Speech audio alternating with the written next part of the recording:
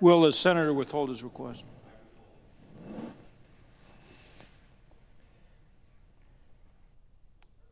Senator from Arizona.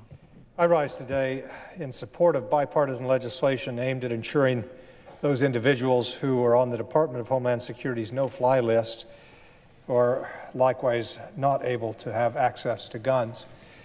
I just met with several of the students from the shooting, the school in Florida, and heard a very compelling case that they make to take this issue seriously and do what we can on a common sense basis to make it more difficult for those who shouldn't have guns to have guns, regardless of what happened in Florida these past couple of weeks. This is a measure that we should have taken before.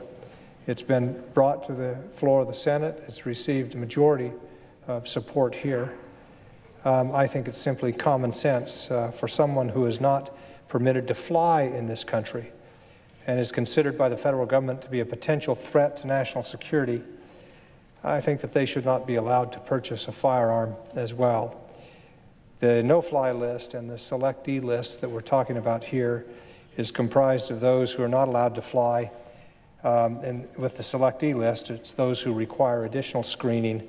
These are both narrowly tailored, defined, targeted lists. This restriction would affect just a small number of people, all of whom would be afforded due process under the Constitution. Anyone who finds themselves on either of these lists would have the authority to challenge that designation, and the onus would be on the government, not the individual.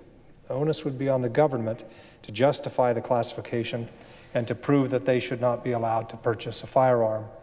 These are strong, robust due process protections that would make sure that these restrictions are constitutionally sound.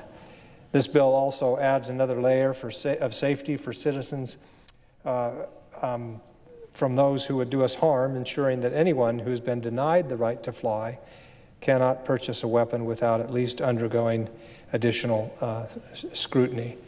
It simply stands to reason that if we fear that somebody may use our commercial airlines as a weapon or to harm those on board, that we should not allow the same person to purchase a weapon without additional scrutiny.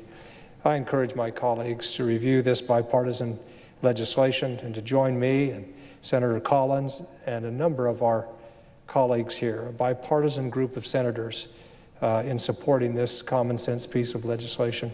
And I hope, Mr. President, that we have a debate on some of these measures. I'll be talking in the coming days about some of the other measures that we ought to take to make sure that we don't put guns in the hands of those who shouldn't have them. My heart goes out to those in Florida, and my vote will go here to measures that will make schools safer. And with that, I yield back and note the absence of a quorum.